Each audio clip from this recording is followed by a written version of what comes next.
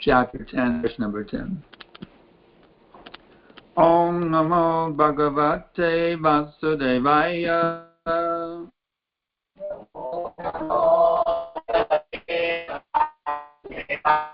Om Namo Bhagavate Vasudevaya.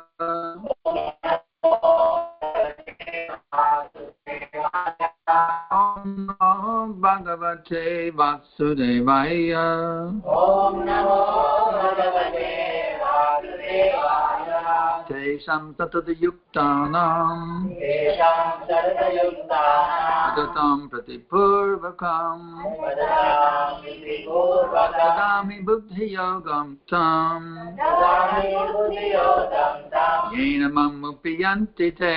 Yena Mamupayanti Te. Tesham Tatadayuktanam. Tesham Tatadayuktanam. Adatam Pratipurvakam. Adatam Pratipurvakam. Dadami Buddhi Yogam Tam. Dadami Buddhi Yogam Tam. Yena Mamupiyanti Te. Yena Mamupayanti Te. Tesham Tatadayuktanam. Tesham Tatadayuktanam. Adatam Pratipurvakam. Adatam Pratipurvakam. Dadami Buddhi Yogam Tam. Dadami Buddhi Yogam Tam. Yena Mamupayanti Te. Yena Mamupayanti Te. Lord Krishna is speaking very wonderful words to bless us and enlighten us, to liberate us from this hellish material existence. You want anybody to recite the verses, please? Does everybody have the... Yes, who can repeat? Guru Maharaj, you can verse.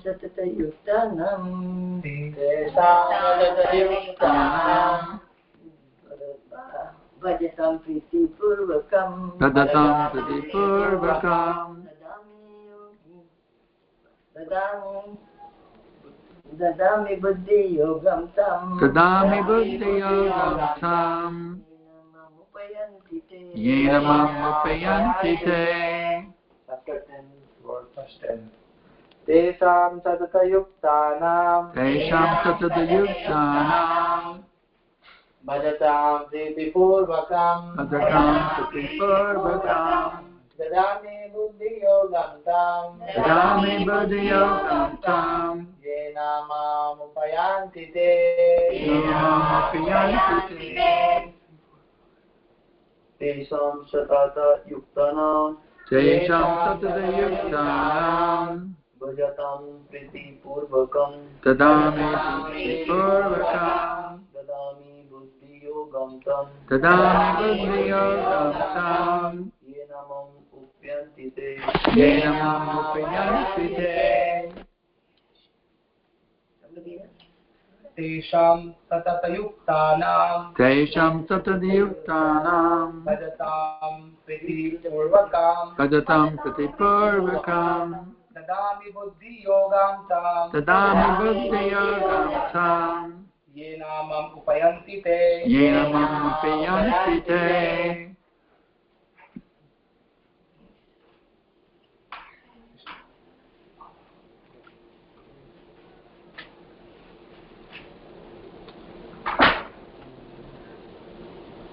Tesham Satatayuktanam. Tesham Tatadayuktanam. Bhajatam Pritipurvakam. Bhajatam Pratipurvakam. Dadami Buddhi Yogam. Dadami Buddhi Yogam Tam. Yena Mamupayate. Yena Mamupayanti Te. Tesham Satatayuktanam. Tesham Tatadayuktanam. Bhajatam Pritipurvakam. Bhajatam Pratipurvakam. Dadami Buddhi Yogam Tam. Dadami Buddhi Yogam Tam. Yena Mamupayanti Te. Yena Mamupayanti Te. Tesham Satatayuktanam. Tesham Tatadayuktanam. Bhajatam Pritipurvakam. Bhajatam Pratipurvakam. Dadami Buddhi Yogam Tam. Dadami Buddhi Yogam Tam. Yena Mamupayanti Te. Yena Mamupayanti Te. Tesham Satatayuktanam. Tesham Tatadayuktanam. Bhajatam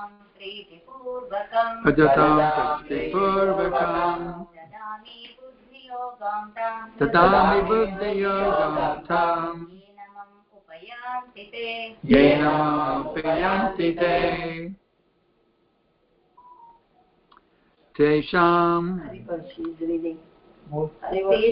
satata yuktanam bhajatam priti purvakam dadami buddhi yogam tam yena mam upayanti te.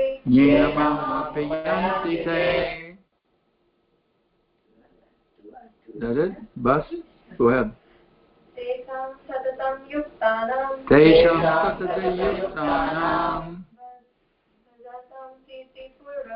bhajatam priti purvakam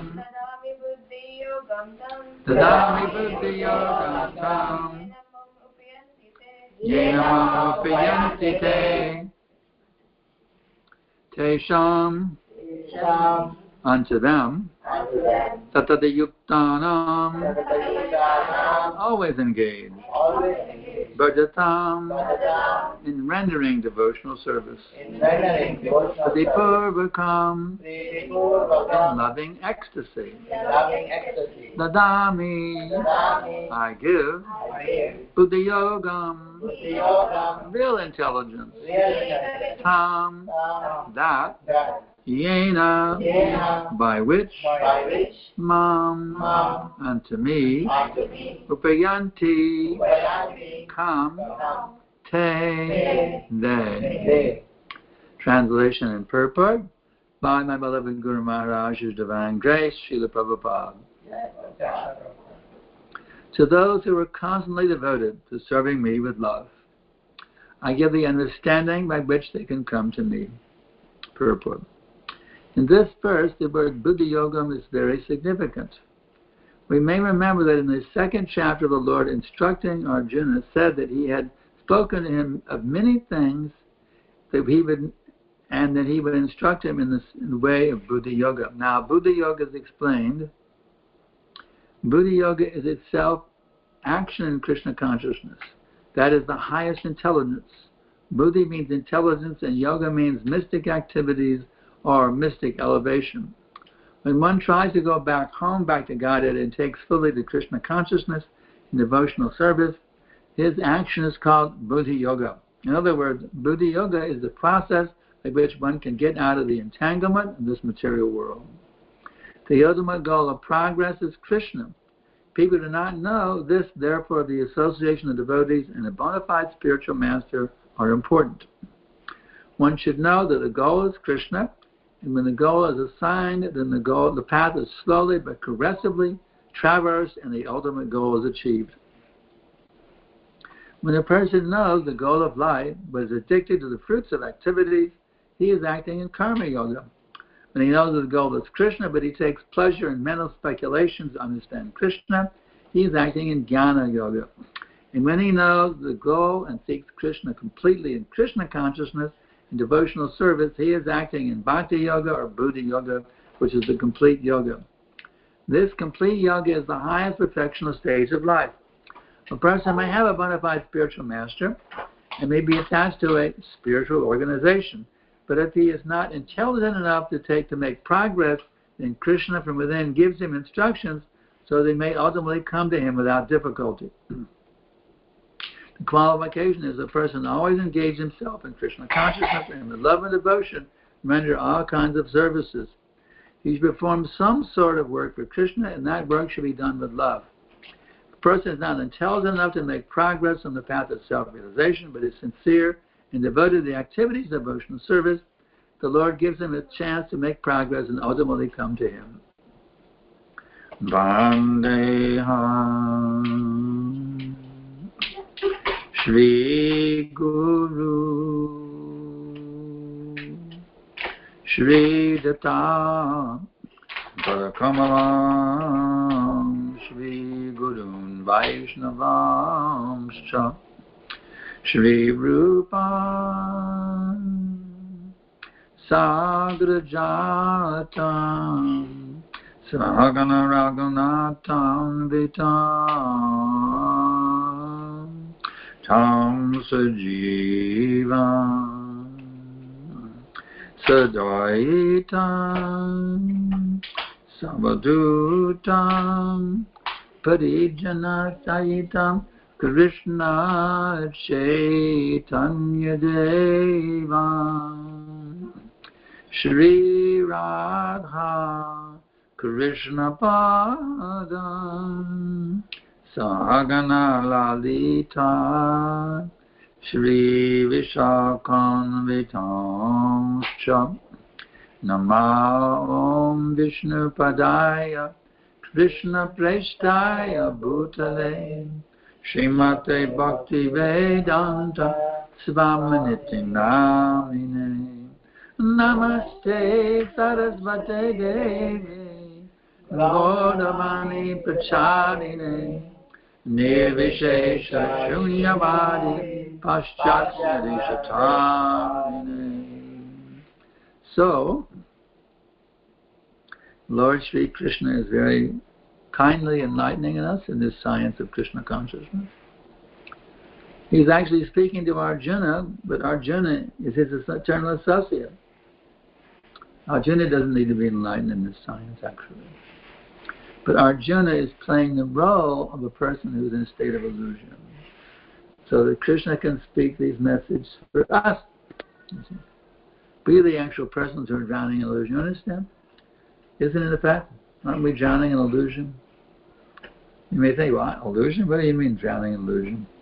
I've got my job, I got my wife, my kids, my house, my car. What do you mean drowning in illusion? How you can say I'm drowning in illusion? Are you being rude by saying that I'm drowning in illusion when we have some doubt? But I can assure you, as long as you continue to misidentify with this material body, in the possession of this material body, thinking they belong to you, I can guarantee you're in a state of illusion. Isn't it that? Yeah. It's called illusion and confusion and confusion. And what is the result of this illusion? Misidentifying with these material bodies means I'm thinking I am this blood and flesh.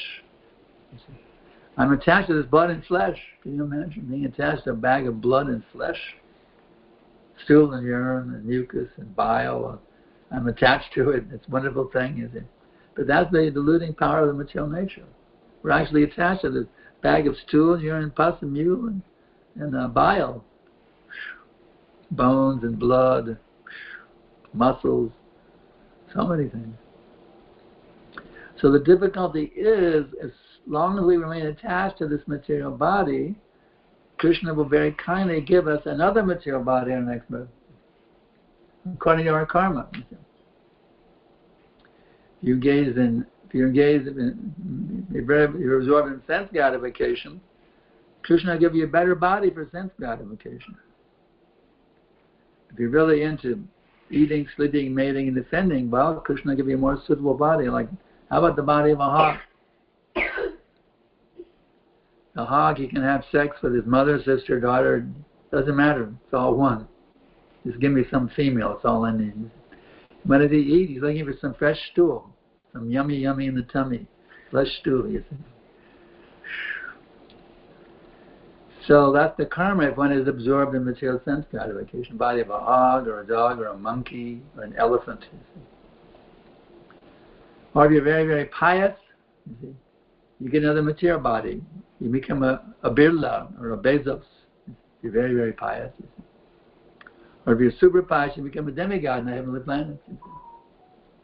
But in every case, you still have to get sick, get old and die. Even the denizens of heaven, if they get sick, old and die, and come back down, you see, after they burned up the result of their pious activities. So if you're actually intelligent, you say, what am I doing here in karma chakra? Birth after birth, sometimes a demigod, sometimes an Indra, you know what an Indragopa is? It's a germ. Sometimes an Indra is talking about germ, a Indragopa germ. Can you imagine being a germ? How much fun that would be? Oh my God, I'm a germ? So, instead of going up and down, around and not so merry-go-round, The intelligent person says, is there some way to get out of this karma chakra? Is there some way I can free myself from having to get sick, old, and die again and again? I visited one of my disciples, Lalita Saki. She's in one of these senior care homes. It's very, very sad to see a human being in that position. She has to have a tenant take her to take a shower. She can't even take a shower on her own. It's very sad to see what happens when you become very, very old and verge of death. It's very sad to see. So why should we subject ourselves to that? Now we're young and healthy or middle-aged or whatever. But we're all heading to be an old person who can't even get up to take a shower, even get up to go to the bathroom. That's where we're heading. So let me find a way to get out. Is there a way out? Michelle said there's no way out. Eat, sleep, and be merry, for tomorrow you may die. Michelle said there is no way out of this. Just enjoy while you can and then die. But that's not a fact. The fact is we're eternal spiritual beings, and we don't have to remain caught up in the cycle of birth, death, old age, and disease. That's only an option. There's plan A and plan B. Which plan do you like? Plan A or plan B? Plan A is an eternal life full of bliss and knowledge in the spiritual world, and plan B to be caught up in the cycle of birth and death, old age and disease. So you say, really? You see, they take this as some myth. They say there is no God, there is no soul. It's just based on the body. These materialists now, they deny the existence of God. They say it, or we say they were all God. All these nonsense philosophies going around, you see. But I can guarantee you, my dear ladies and gentlemen and kids, if you follow these rascal philosophers who are preaching all this atheism, agnosticism, impersonalism, then you're cheating yourself. Absolutely cheating yourself. Because actually, I can tell you what your actual identity is. Your actual identity is an eternal spiritual being who never gets sick, who never gets old, and never dies. That's who you actually are. You say, really? Then what am I doing here? Why am I here in Toronto or Brampton going through all these ups and downs of material nature? Why am I here? Well, I can tell you why you're here. Why we're all here. Actually, I can tell you why we exist also as spiritual beings. Lord Krishna, some call him Allah or Jehovah or Rama. There's one person, he has unlimited names. His primary name is Krishna because the name Krishna means all attractive. You see, every facet of God is just like a diamond with many facets. Just like a diamond with unlimited facets. You see, every facet has its own unique beauty. So one facet is called Allah, another is called Krishna, another is, I can make one is called Allah, one is called Rama, one is called Jehovah, etc. But Krishna includes all the facets. Because Krishna literally means all attractive. Each facet has its own attractive qualities. So that name, which includes all the facets, that's Krishna. So the name Rama is included within Krishna. The name Jehovah is included with Allah, Adonai, every name they have. All these names are included with the name of Krishna.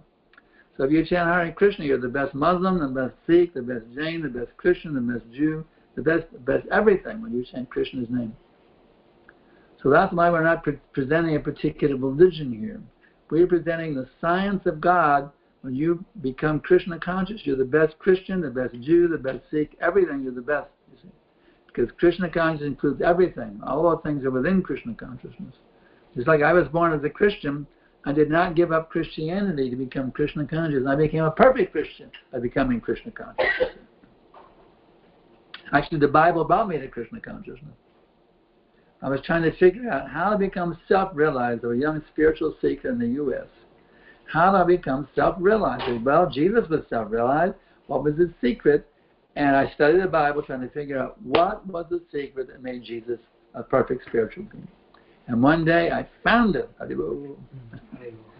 Jesus says, Father, not my will, but thy will be done.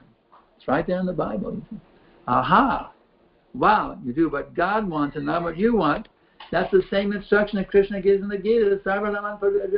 Give up what you want, do what I want. It's the same exact that verse is giving Bhagavad Gita. The Bible teaches the same thing as Bhagavad Gita. The Christians understand it. No. because they're too interested in, I call it churchianity. Go to the church, pray for daily bread, and then go to McDonald's after the church service. But the Bible says, thou shalt not kill. So what kind of Christians are they? You see? We want to make all the Christians the true Christians, all the Muslims the true Muslims. Our movement is better staying in religion. Now you become perfect in religion. That is our Krishna consciousness movement. We're not trying to convert people. We're trying to educate them in the underlying science of God that applies to everybody in every religious path. So anyway, I got a little sidetracked and explain why we exist. So Krishna, the original person, he's the source of all existence. It's confirmed by Lord Brahmanji. Ishvaraha Paramaha Krishnaha Satchidananda Devraha Anadir Govinda Sarva Karana Karanam. Krishna is the Ishvara Parama. Krishna is the Supreme Controller. Ishvara Parama, the Supreme Controller. His name is Krishna. Ishvaraha Parama Krishnaha. Krishna is the Supreme Controller. Ishvara Parama Krishna. Satchidananda Vigraha. He has an eternal form full of bliss and knowledge. Anadir. He has no origin, and he is the origin of everything. And he has another name, Govinda. Anadir Adir Govinda, and Sarva Karana Karanam, and he is the cause of all causes. Everything that exists because Krishna is emanating from himself. Why does Krishna exist? One could ask. Well, because he wants to exist. He doesn't take permission from the Canadian government. Krishna exists because he wants to exist. He doesn't depend on anybody. He's simply the origin of everything. And Krishna likes loving relationships. Isn't it? Just like everybody wants to get a wife or a husband and have some kids, have some friends. We all like loving relationships, isn't it? Who doesn't like loving relationships? Raise your hand. Nobody. Everybody likes loving relationships.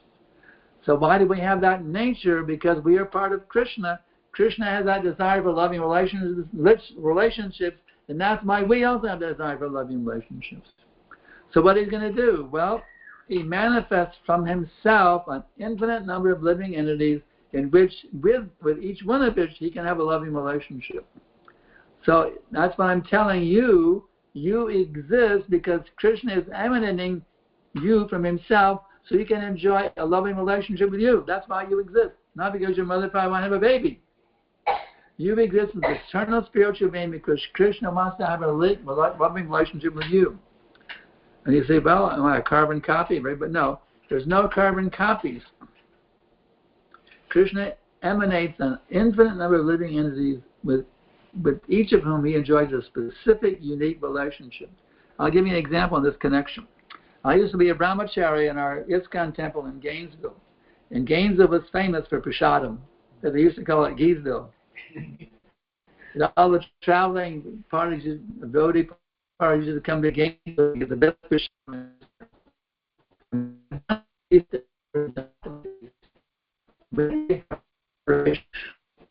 And from the high inspiration, and we really had a great time. But each preparation is different. Every preparation has its own unique taste, quality, and characteristics, and that made the feast even more wonderful. If we had 800 different dishes of basmati rice, all the same recipe, we cooked basmati rice 108 times, 108 pots, and we did it from the same. So it's very good taste. 108 different 100 basmati rice is one. Say, what do you mean? 100 basmati rice? Always the basmati rice? No, that would be. That would see that when there's variety, that means enjoyment.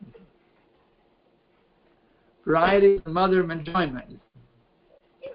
So, what is Krishna's capacity to enjoy? Unlimited. So therefore, Krishna emanates from himself an unlimited variety of living entities, each of which has his own or her own characteristics and qualities. So Krishna can have a different type of loving relationship with this one, a different type of loving relationship with this one. It's actually, in the Shastrasly known as 5 different categories, 5 different types of relationships. neutrality, servitorship, friendship, parenthood, and conjugal. So, but within those 5, there's an infinite number of subdivisions. There's an infinite number of within Santa Ras, every Ras has an infinite number of subdivisions. So each one of us has a certain relationship with Krishna in any one of those 5 rasas, with our own unique qualities and characteristics. So the point is, Krishna has a unique relationship with you that he doesn't have with anybody else. That's why Krishna is missing you, that you're not in the spiritual world right now, that you're down here in Brampton trying to do your own little thing. Krishna's missing you. When will he come? When will she come back? When will he come back? You see, Krishna's wanting you to come back. You say, well, why am I even here? Why am I even here? Why would I even be here? Krishna would like me, but I tell you why. If I tell you, I want you to love me, okay? I have a gun on your head. Love me or I blow your brains out. Can you love by force? No, love means voluntary. You can only love when you have a free choice, love me or leave me. That's the only time you can love. You have a choice to love or not love, then you can love, your own free choice. So Krishna gives every one of us the free choice to love him or leave him.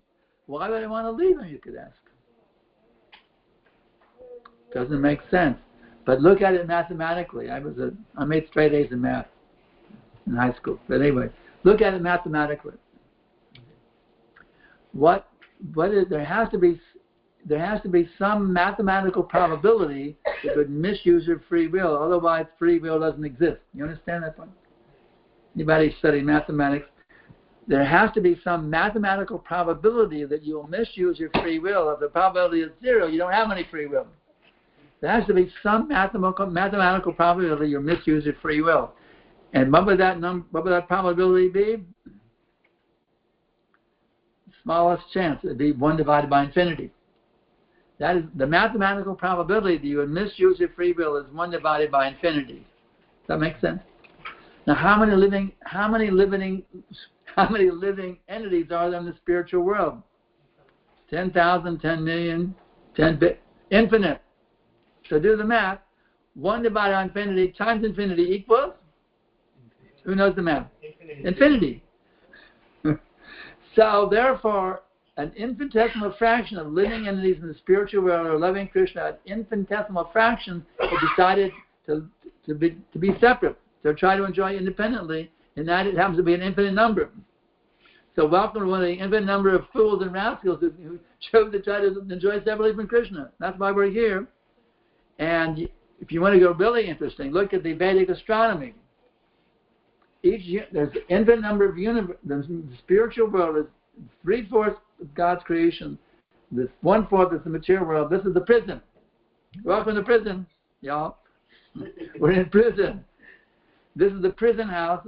Mahavishnu, an expansion of Krishna, is exhaling from himself an infinite number of universes. Infinite number of universes, each which has an infinite number of planets to house all these infinite living entities who decide to enjoy separately from Krishna. So here we are. Does Krishna want us here? No, he comes, yada, yada, yada, he comes again and again and again, not to force us to grab us like slaves back to the spiritual world, but to explain to us why we should be there and to give us all means to do it. He came and said, surrender to me, and you can come back. Or he even came more mercifully as Lord Chaitanya Mahaprabhu 5 centuries ago to say, well, you don't want to surrender, just chant Hare Krishna and you'll be delivered. But I don't want to chant Hare Krishna. This has come cult. You see how Maya is tricking us. This is the easiest process of chant. But I'd rather be a yogi up in the Himalayas, knowing how to levitate. The yogis up there levitating. When my godbrother, he thought to be a yogi before he joined us. He went up to the Himalayas. He saw yogis levitating up in the Himalayas.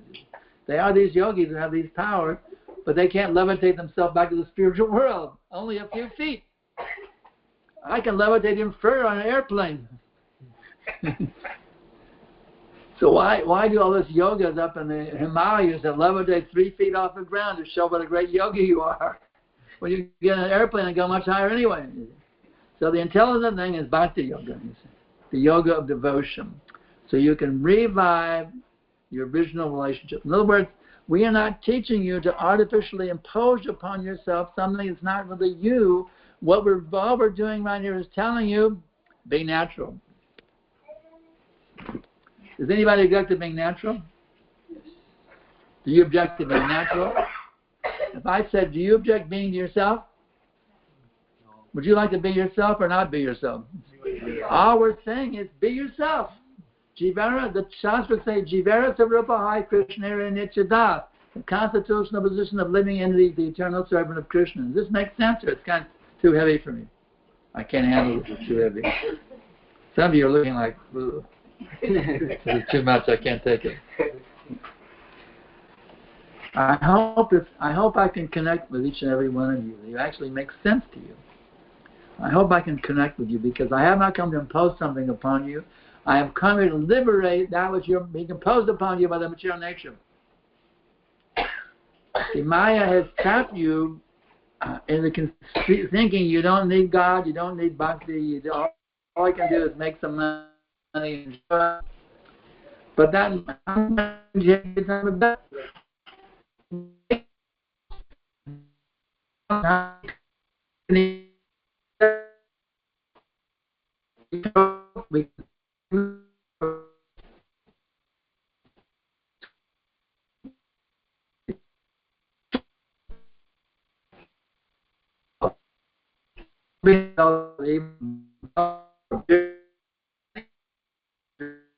even if it isn't I have my time, I'm here giving you the means by which you can help.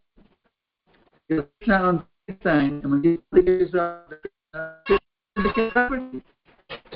keep the secretary driver around you. So, all Texas is suffering bodily pain. You're always in Texas to give the opportunity to come back to your actual identity of being the eternal servant.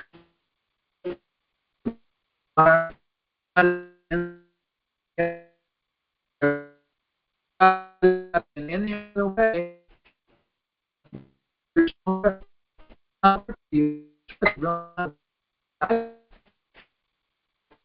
I tried it.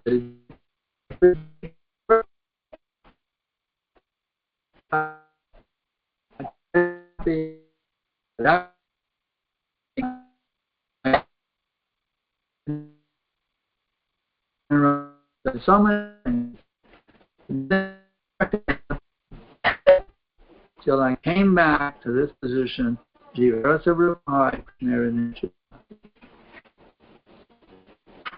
I'm hoping all of you get seriously. Now let me get back to being who I actually am, the eternal servant of Krishna. You want to come Mama?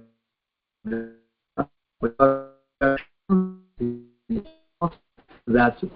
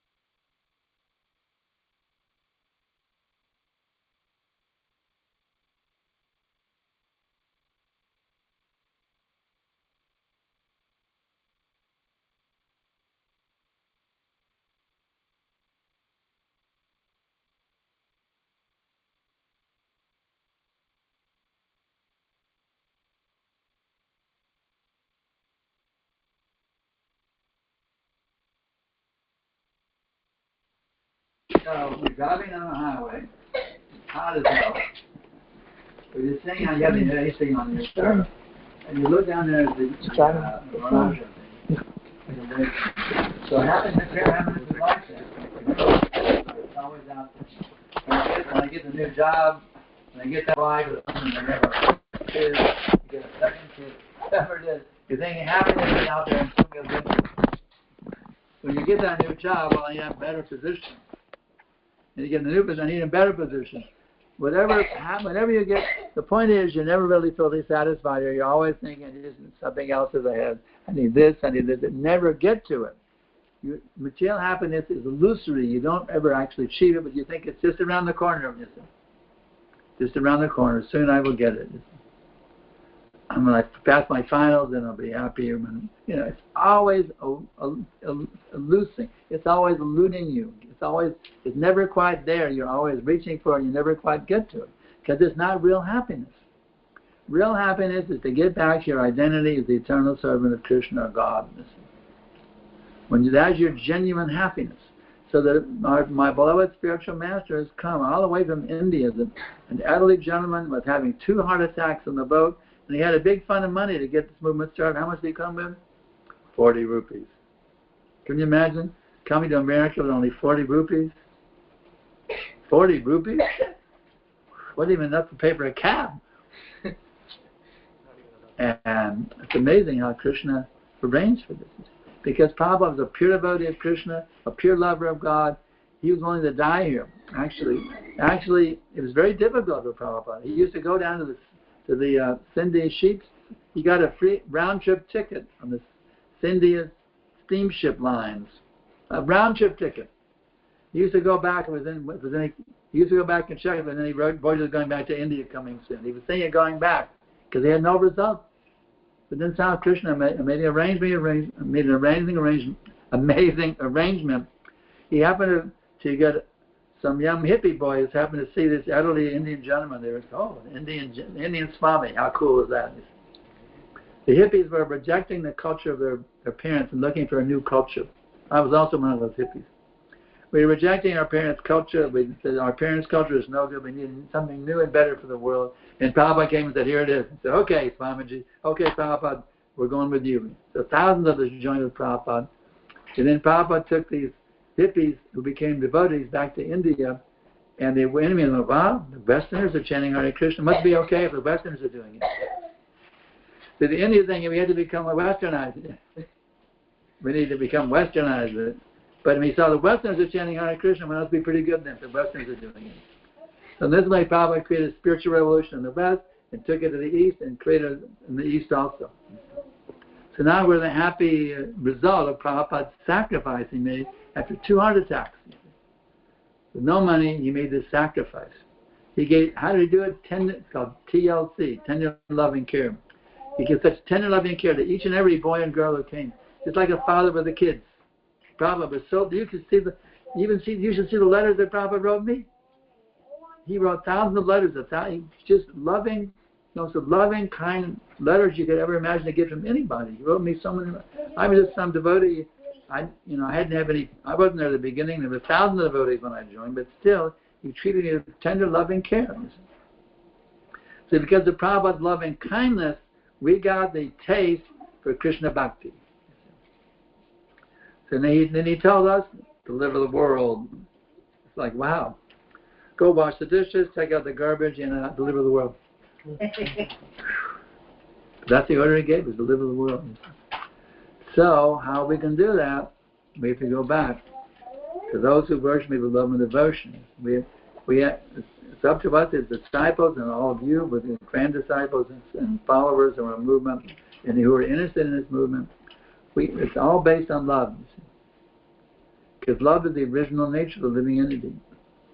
To love God is the original loving relationship. You say, well, can I love my dog and my country and my parents and all that? You have to understand this, my dear devotees and listeners. Love, it's just like when you water the root of the tree, all the leaves and branches are immersed. But you don't water the root, you only water the leaves and branches. What happens to a tree? It dies.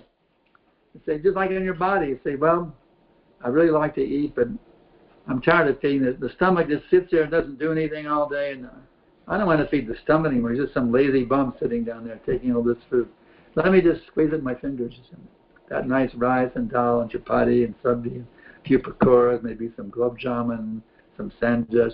Just chew it in my fingers. How much nutrition you get? Zero. So the point is, if you try to enjoy separately from God, you may think you're enjoying, but you're not enjoying at all. You're starving yourself spiritually when you don't actually render service to God. And just like when you feed the food to the stomach, the nutrition goes to every single part of your body, even your eyes. It goes to looking at the food isn't good enough. You have to give the food to the belly, and then the eyes get the nutrition. So the point is this: you want to be the less lover of your wife, your family, your kids, your relatives, your country, your neighbors, your dog, or whatever, your goldfish, whatever. Then you give your love to Krishna. When you give your love to Krishna or God, you become the best lover of your wife, your kids, your family, your neighbors, your relatives, your great-grandfather, or whatever, of your country, of the grass in your backyard, or whatever it may be. You become the best lover of all living beings when you give your love to Krishna. So we're not telling you not to love others and only love God. We're telling you this is the way you become the best lover of your kids, your grandfather, or whatever. You give your love to Krishna. You become the best husband, the best wife, the best children, the best everything, the best citizen, the best everything, the best well-wisher, the best humanitarianist, the best altruist. You become the best at everything when you give your love to Krishna. So we're trying to convince you now, give your love to Krishna. Give him all of your love. Not 99.99%. Give Krishna 100% of your love, and you become the best lover of everyone. That's what we're saying. Krishna consciousness means you give your love to God, all of it. And then you become the best lover of everyone. Because then you're free of all selfishness. Our love here is all selfish. It's tinged with greed. I'll love you if you love me. You see? I'll love you if you love me. But otherwise I'm not going to love you. That's selfishness. I'm loving myself in the name of loving you. I want you to love me, so I'll give you my love to you so you can love me. That's selfishness. Masquerading as love. Love means selfless.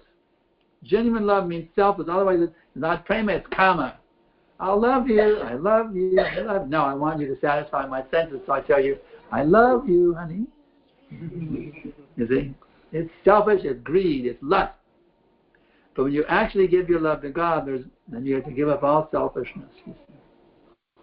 But the result is you become totally satisfied because now you can feel how Krishna's mercy is showering you unlimited torrents of rain upon your dry heart. So anyway, that's where it's at. If you want to know the truth, I'm going to give you the truth. I want you to now know the truth and not be misguided by the bogus propaganda, all the advertisements, on the radio, the internet, on the billboards, all the so-called religious leaders are giving you this bogus philosophy. Ask God for material benefits. You say, God, I love you if you give me this. I pray to God that I would make good grades in my exam, and I failed, so now I deny God. I said, God, give me an A+ on my exam. I only got a C-, so now, God, I reject you. So you give me an A+ on my final exam. You see how polluted that is? It's polluted. The Goswamis gave up everything. They were very rich ministers in the Muslim government. They gave up millions and billions of dollars of wealth and living as simple mendicants under a different tree every night. You see. Now, I don't tell you that you have to live under a tree out there in the forest out there in Ontario somewhere. I'm not telling you to. You can live in a very opulently. Bhaktivinoda says, Grihataka vanekato sadahati boledaka. With your house or a very rich apartment or a rich house in Ontario or Brampton or wherever, or you're a sadhu living out and sleeping on a different tree every night. It doesn't matter. Grihataka vanetaka. There's always chant Hare Krishna, Krishna Krishna, Hare Hare, Hare Rama, Hare Rama. We have a simple process. Even though Krishna says constantly chant my holy names, Prabhupada has made it very simple. If we can chant the Japamala even only 16 times around the beads every day, you can do it in 2 hours, or even a little less. 16 times around the beads every day. How many are chanting Japamala every day? Raise your hands. Okay. We got everybody to join us in this Japamala Yagya. You see. join us in the Japa Mala Yoga, because Krishna accepts. If you're begging, and get up to 16 rounds if you're not there yet, because 16 rounds is the minimum required by our founder Acharya Srila Prabhupada. And to make it even more powerful, no more illicit sex. That means I'm only having kids for making, only having sex for making kids, not for recreation on Saturday night. No illicit sex, no meat eating, no intoxication, no gambling. Meat includes fish and eggs also. No fish and eggs, no meat eating, no intoxication. We don't take liquor, we don't take tobacco, and even caffeine has, and found in tea or in coffee, it has some addictive qualities. So if you want tea, take herbal tea. But the regular chai, we don't take. For me in America, that was never a problem. In India, maybe a problem. I can't have my chai. Chai or die. No, I never got in. I never did coffee or tea. Only hippies took marijuana. I had to give that up. But we gave up these intoxicants. You see. No gambling. You know, they have a lottery, right? Lotto, what do they call it? Lotto? No, don't put any money in the gambling. You're just losing your money. Don't gamble. No, it's a sex lot. No meeting, no intoxicating gambling. 16 rounds a day, and then take initiation. We have many gurus in this camp. I'm one of them, but you can choose wherever you like. Bhakti Marg Swami is also there. There are many initiating gurus in our society. You can choose whoever inspires you the most. Become the disciple of that guru, and that guru will take responsibility, personal responsibility. It's like a doctor and the patient. You take personal responsibility and see you become spiritually healthy, so you can go back to God. Personal care for you. Now you got your caretaker. He's going to make sure you become purified for going back to Krishna. So now I'll ask my better half, Guru Maharaji, to give some words of wisdom in this connection. She's very humbly saying no, but her lectures are far more powerful than mine. I'm just a little kid. She's far ahead of me in her purity. I can't say such things. I get in trouble. But we can now take questions. Anybody have any questions? Any disagreements? I think you're off the rail, off the track. We're tired of all this talk about Krishna Bhakti. Don't you know the real thing is this? If you have some objection or some confusion, please speak up. See, I welcome your doubts. If you're doubtful about what I've said, I welcome your doubts, because I was trained up in the beginning. You must inquire until all your doubts are finished. So if you have some doubt, please speak it up. We're not here to... I welcome your doubts, because they're not only you're a bad person, you have a doubt. No, doubts are natural. It's very natural to have doubts, because that's why we're caught up in the material world, you see. But please bring your doubts. I take them as a blessing, actually, because now I can help you to get free from that doubt by showing you, explaining to you. This is an intellectual. Like Buddhi means intelligence also. This is not a blind faith religion. This is the science of God. You see. So we want to help you understand with your intelligence. You see. There's the Atma, there's the body, there's the gross body, there's a subtle body composed of mind, intelligence, and false ego. And there's a real ego beyond that. So the intelligence is the next door neighbor of the soul. So I want to help you understand with your intelligence how this is the absolute truth, because that intelligence is the next door neighbor of the soul. If you can intelligently understand these things, then that'll enable you to connect with your spiritual identity. So I very much welcome in questions, because these questions will help you to reconnect with your actual identity as eternal spiritual being. Any questions? Yes.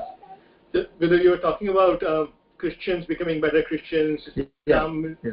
Hindus also. Right. So then everybody's getting better in their own ways, and why focus on Hare Krishna only as a mantra? In this age, Hare Nama, Hare Nama, Hare Nama is Kevalam. If they want to chant Christ, Christ, Christ, or Allah, Allah, Allah, we have no objection.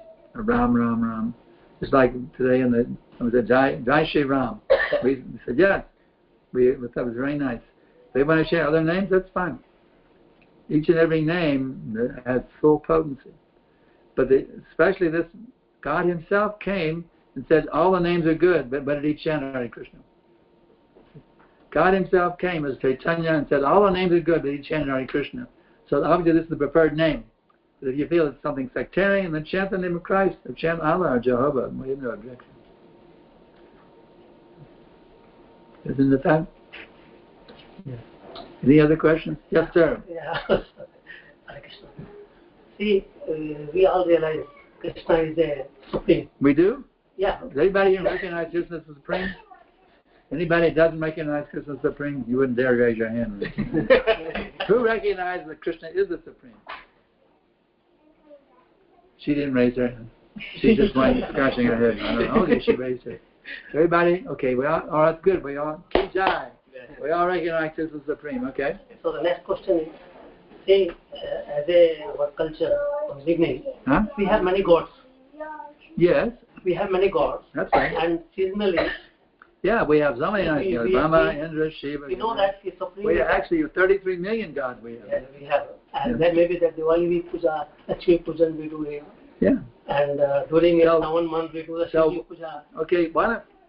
The demigods are there. That's true. They're universal controllers. So wouldn't it be nice if we can worship all of them and please all of them? One's in control of this, one's in control of that, one's in control of my elbow, one's in control of my skull. The demigods are controlling all the aspects of the material world. You see? So we'd like to satisfy all of them. So let's do. I got an idea. Let's do 33 million yagyas to worship each and every one of them. Fine. If we spent 5 minutes for each puja, how many minutes would it take to do 33 million pujas? That's 150 million minutes. So the point is, you want to satisfy the demigods, it may take many, many lifetimes to do all those pujas. But when you water the root of the tree, all the branches are nourished. So when you worship Krishna, you give the best worship of Shiva, best worship of Durga, best worship of Ganesh. Krishna is the root of all the demigods. So when you worship him, all the demigods are pleased. Oh, wow, the person's worshiping Krishna. Lord Shiva is the most pleased when you worship Krishna. Lord Brahma, they're all most pleased when you worship Krishna. That's how you give the greatest pleasure to the demigods worshiping Krishna. And what's the proof? What did Lord Shiva tell the Parvati? Vishnu Aradhanam, say Devi. My dear Devi, the Vishnu Aradhanam, worship of Vishnu. Shiva confirms that Lord Vishnu is the worship of the best. Vishnu is the expanded form of Krishna. Yeah, we agree with that. We understand that. Even the other lords which you are talking about, they are also the follower of Krishna. Yeah, basically. That's right. And when we say they are the disciples of Krishna, and we always respect them also. Oh yes, they're all great personalities. We worship all of them. Even we worship on a different occasion. They're all devotees, and so every devotee is worshipable. For us, they're all worshipable. We all bow down to all of them. Every one of them is worshipable. We bow down to all of them. They're all worshipable. They're great souls. They're all worshipable. They're all worshipable by us. And we worship all of them the best by worshiping Krishna. All the demigods are situated in the body of Krishna. When he shows his Virat root, you can see everybody. So the idea of saying that watering the root means all the demigods are happy. Yeah. You don't put food here, you don't put food here, you don't put food there, you put food in the mouth. And all the body requires get nourished. So same way, when we worship Krishna, all the demigods are pleased. What we go to the demigods, give me this, give me that. No, that is wrong. That is wrong. That's really wrong. That is wrong. I meant only that I was coming to that. So we offer respect to all the demigods by worshiping Krishna without any motivation. Agree, but and plus, that when we, as Prabhu was saying, love Krishna. Krishna does not need your love. By loving Krishna, you are loving yourself. That we have to understand. By loving Krishna, you are loving yourself. Do you like to die here in the material world? No. So Krishna, by loving Krishna, you give yourself freedom. Agree. Yeah, that's what you have to understand. I was coming to that. See, we have gurus. We know that gurus.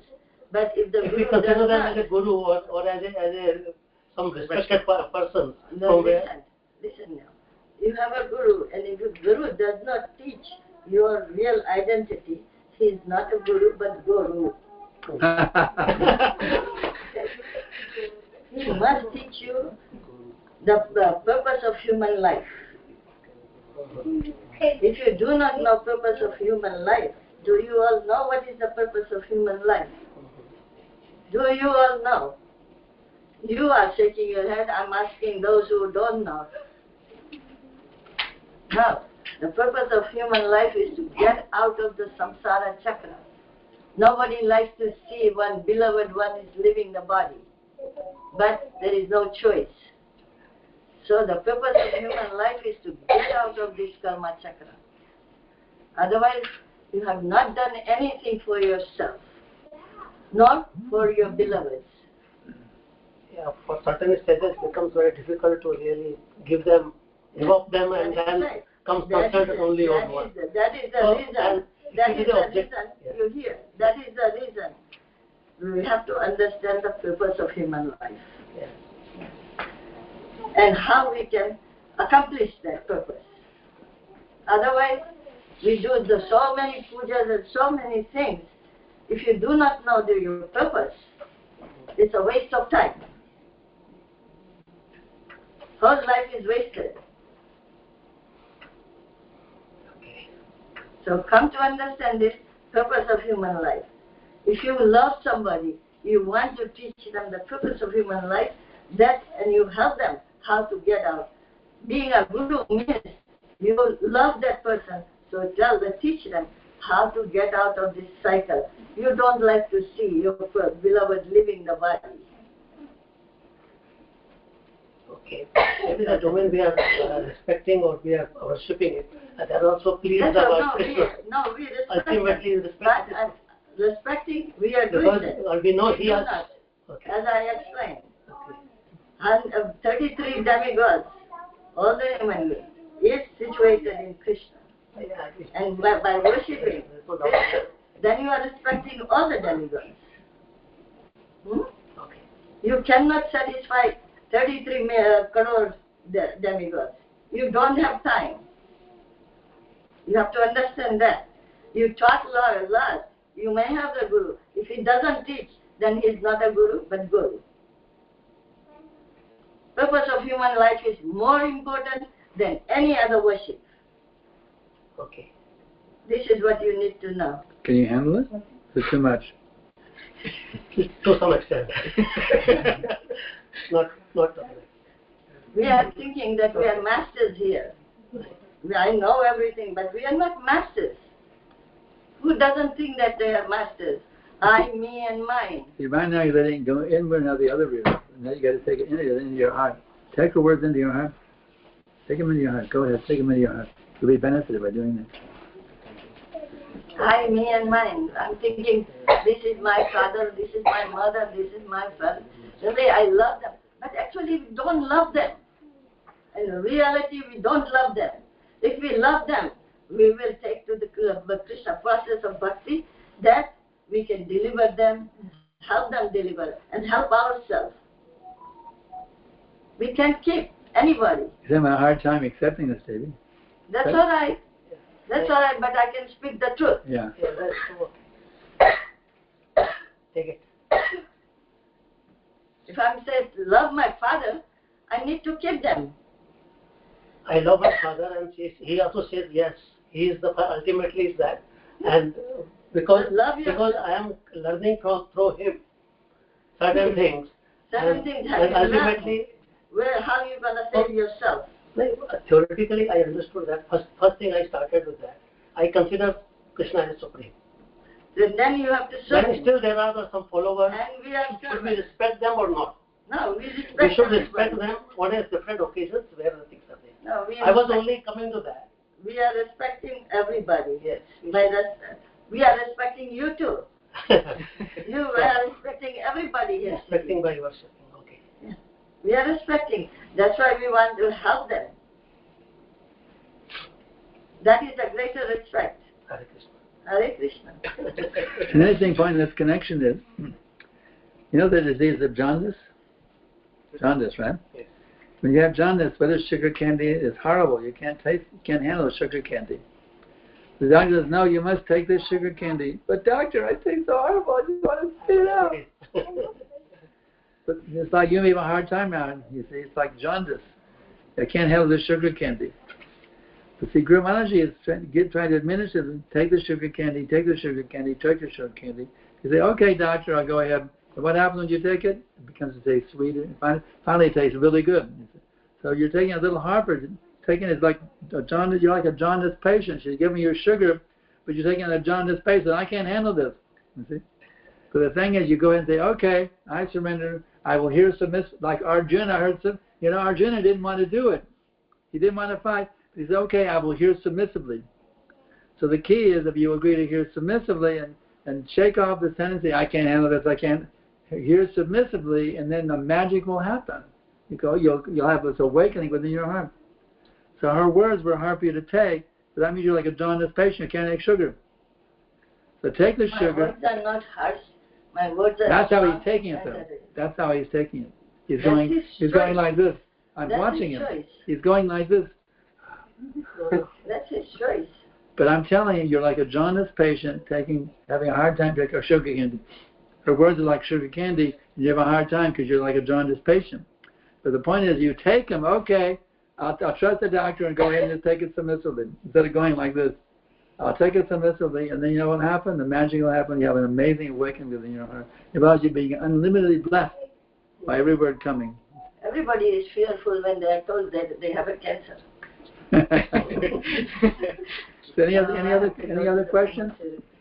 Anybody else have any questions? Yes. So in Gita, Krishna spoke about 4 different yogas. So Buddhi Yoga is Bhakti Yoga is considered. Bhakti Yoga is good for all the yogas. So Buddhi Yoga, Bhakti Yoga is referring to the same? Bhakti Yoga works in any yoga. In the Satya Yoga, they would do the mystic yoga system. No, he asked you the Buddhi Yoga and Bhakti Yoga. Buddhi Yoga and Bhakti are the same thing. Because Buddhi Yoga means intelligence, right? So if you're intelligent, what yoga will you do? Bhakti. Isn't it? It's like somebody thinks, like, I go down to the yoga studio, I put on my leotard, I go to the yoga studio and do a half hour of yoga asanas every week, and I become self-realized by doing it. The actual yoga system was sitting in the postures and the deep breathing. That was done in the Satya Yoga. How long did it take? Well, how long did it take Valmiki, who gave us the Ramayana, doing the severe austerities of the real yoga system? How long did it take him to actually become perfectly realized? How long did it take? Anybody know? 60,000 years of nothing else. Just rigid austerities in the Himalayas or whatever, or a very austere place, and just deep breathing and very austere eating and sitting in the postures. The life airs to the different chakras, and finally to the chakra here goes to the skull. So you can't do that kind of yoga. It's not possible on the stage. Anything else? Questions? Everybody happy now? What about we have our regular disciples, but what about some of the others that have questions? I appreciate you asked the question. That's good. Anybody else have any questions? Are you sure there's no questions? Nobody has any doubts? What about you? Nothing? Everything is fully understood? You understand the eternal servant of Krishna? My question to everybody is, do you love yourself? Do you love your family? What is the best you can do for your family? And beloved. Take care of them. How? Body? Body. Body will be automatically taken care of. Body will be taken care of. If you love yourself, the body will be taken care of. But just taking care of the body, you don't love yourself. That one has to understand. So how many would like to take up the process of Krishna Bhakti? Anybody want to take up the process? Only those who are already on the path. Everybody else is not ready to do it. I can see that. Only those who are already on the path say yes. No, but everybody else said, I'm not willing to take it up. They're not willing to take it up. Well, I can tell you, you need to take it up if you want to get out of the cycle of birth and death. Otherwise, we're going to be stuck here in karma chakra. Like it or not, that's the truth. I'm encouraging you all to be intelligent now and realize I need to take this path of Krishna. But he all said Krishna is supreme, but nobody's willing to serve him. You see the contradiction? Yes, he's supreme, but I don't want to serve him. You see the contradiction? Yes, he's the supreme, but I don't want to serve him. Think about it. I don't want to follow the path of the great sages of India and dedicate myself to Krishna.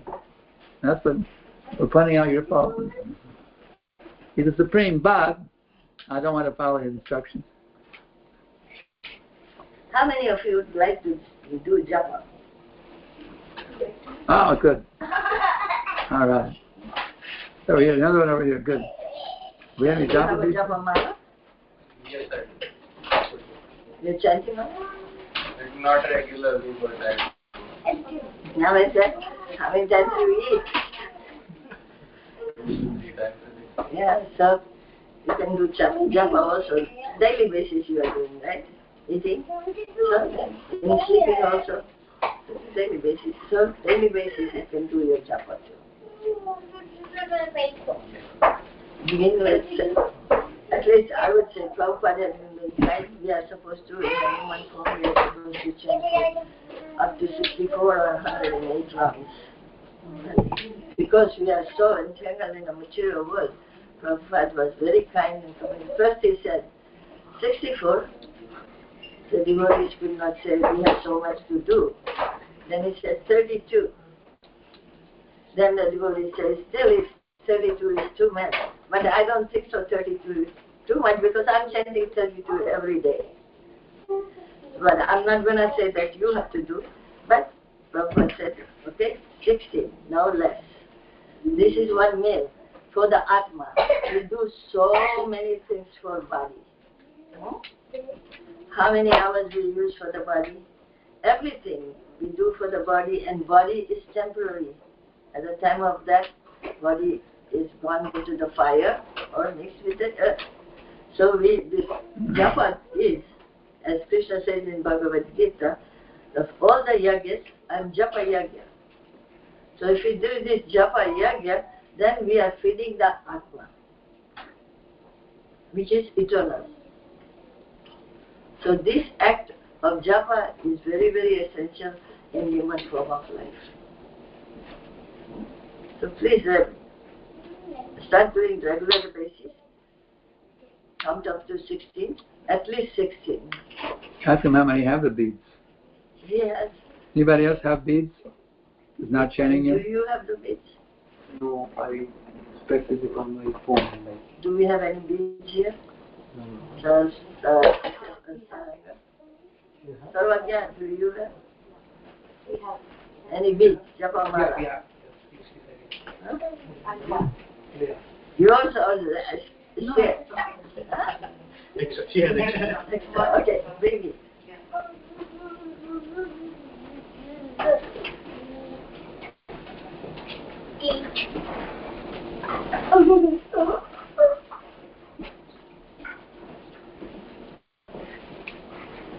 Loving Krishna, being part and parcel, you are loving yourself. Demigods are hands and legs and all kinds of things. You don't want to just love the leg, hand, one hand. And one hand is not taken good care of. If the hand is sick, you take care of that hand. The other hand is deprived of doing all the services.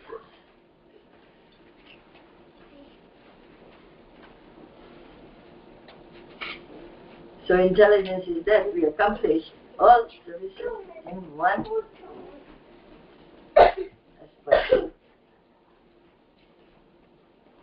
It is also said that if you worship one demigod, the other you are offering a yagya. That was shown in Krishna Lila.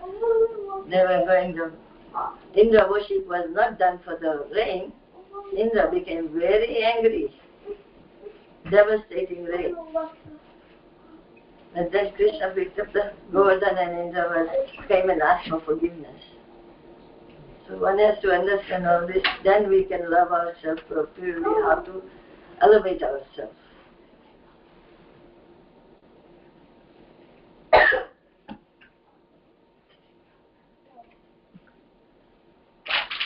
So, we in the lecture here now? She's getting the Japamala. Oh, very good. Anybody have any questions? Question there? Okay. My question is for beginners. Sometimes when they are interested in spirituality, but they're fearful of the society. Sometimes worshipping God is considered as uncool in modern society. I mean, what's she saying? For Worshipping the demigoddess. Worshipping Krishna also, sometimes spirituality is considered as uncool in the modern society. So the practitioners think they get demotivated to do spirituality because they're not accepted in the society, their friends and relatives. Summarize the question. she's saying that a beginner is afraid of this society. What is freedom? A beginner in Krishna consciousness or devotion. What is the first word? A beginner. A bigger? Beginners who's starting the process. Beginners. Yes. Oh, the Sanskrit word, Sorry. bigger. Okay. Beginners starting the process. Is afraid of this society. They're thinking that worshipping God is not cool. Yeah. And so then they get feared. Yeah. But what kind of idiot are you worshipping God? It's not cool to worship God. It's kind of you're some kind of religious fanatic worshipping God. So what about that? How to deal with it? So how, in the beginning, do we need to tell our friends and relatives what we are doing, or in the beginning should we do our practice? Well, I'll give you an example. Many years ago, to get a little income, I was working part-time in a book called MCI Telecommunications, doing cold calling, and asking people to sign up for an MCI telephone company. And to get a job, no tail, I covered up my neck beads with a shirt and tie, just like an ordinary person. And one day I said, enough of this, and I went to work with T-Lock on. And now my manager, he would get commission. His duty was he had about 20 of us working on him. He got a commission on how many telephone sales his team made. So he would get money when we made sales. So he was trying to fire us up to be successful. And that day, with my work here, I was getting sale after sale after sale after sale. The manager came and said, I don't know what that is on your forehead, but now you must wear it every day. So, it's actually cool to be Krishna conscious. You have to be confident. It's very cool to be Krishna conscious. What's wrong with you? You're not wearing tilak? That's the movement. This is really cool. They're very uncool and we're cool. If you have that determination, this is cool. What do you mean you're not chanting Hare Krishna? What's wrong with you? That's the mood you have to have. If we have a revolutionary mentality, it's turned the whole world right side up. So we're very proud. We're very proud of Krishna consciousness, and we're not ashamed of it all. They should be ashamed of their nonsense culture. We're killing the cows. Every time I make the milk offering in Austin, I heat up the milk in the evening. It breaks my heart. Here, this wonderful milk given by the cow, but out of love for us, she's giving her calf. She's giving us this milk, a simple, gentle animal, and they're cutting her throat. It just makes me very angry. To think of what they're doing, these poor animals are giving them. We have ice cream, we have yogurt, we have so many things. We have whipped cream, we have all these things. We have curd, some paneer. We have so many wonderful things from the cow, and they're killing her. It makes me very angry. You see, so I'm not ashamed of this Krishna consciousness movement. My mood is a revolutionary. We have to take these rascals and convince them to become Krishna conscious. That's my mood. This is my war paint. I want to add to that. No. They're going to leave you anytime. Ultimately, you are all by yourself. You came alone, you're going to go naked, you're going to go. Nobody is going to go with you. So, who will go with you and you will attend? That's where you should put your focus. Do you understand that? Nobody is going to, no friends, no family members, nobody is going to go. You came naked to the world and you're going to go naked. Not your body is going to go with you. Come to understand that. And then think about your other attachments. Okay? Here is the Japamala for this. Oh, very good. Wow. You in a bag. You're really in a bargain. Give me a bag. You have to show him how to chant. Here's how you chant. The little thing is, chanting is enchanting. Oh, these are very So there's 108 beads and one. This is. small one. I'm going to show everybody. Okay, everybody can see. Wait, I'm saying that it's very small beads, but look at in Yeah, I'll take some better beads. These are little teeny weeny beads. See, they're all teeny. The same teeny weeny. Oh, same thing. Okay. Anyway, for now, We can give it right get you now. some bigger beads. But I'm going to show everybody. There's 108 beads. So we're chanting. There's one called the end bead. That's a marker. You don't chant on the end bead. That's the marker. That is considered as Krishna bead. That's the Krishna bead, Guru Maharaj is saying. This is the Krishna bead. And the 108 are representing And we the have- gopis. We have 108 gopis. And there's usually a marker here. On my beads, there's a marker. There's these 8 beads. First beads are the 8 chief gopis. First 8 beads. So anyway, you chant between the thumb and the second finger.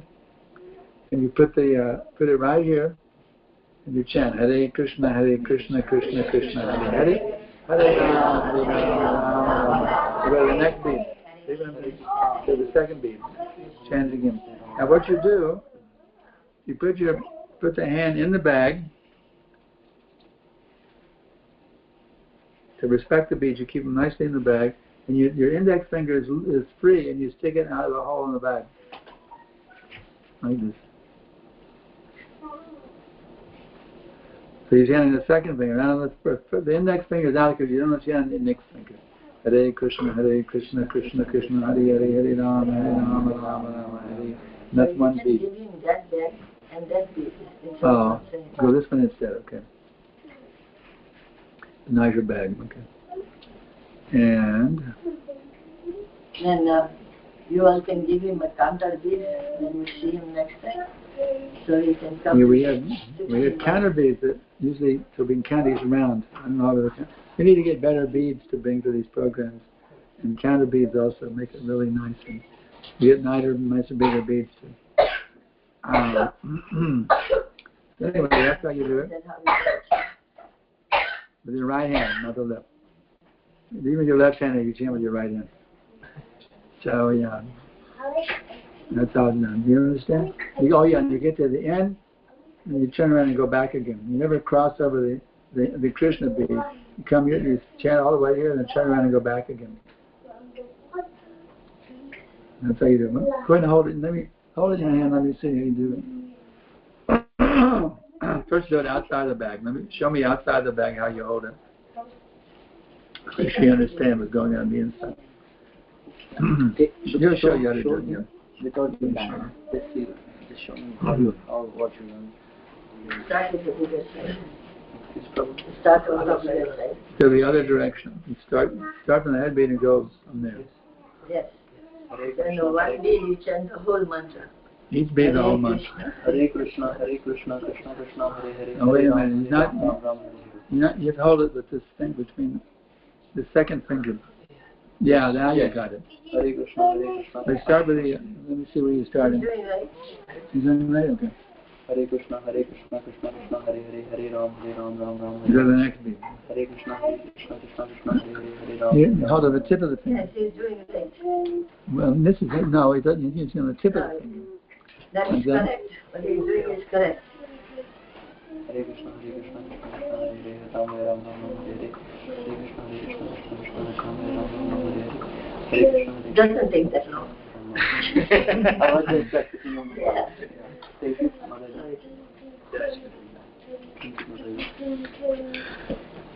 This is, I guess, gift to you. Huh? There's one more bead bag. Who's the lucky person? But you have to get the counter beat for you. So that you can count for the 16. And chant at least 16 every day.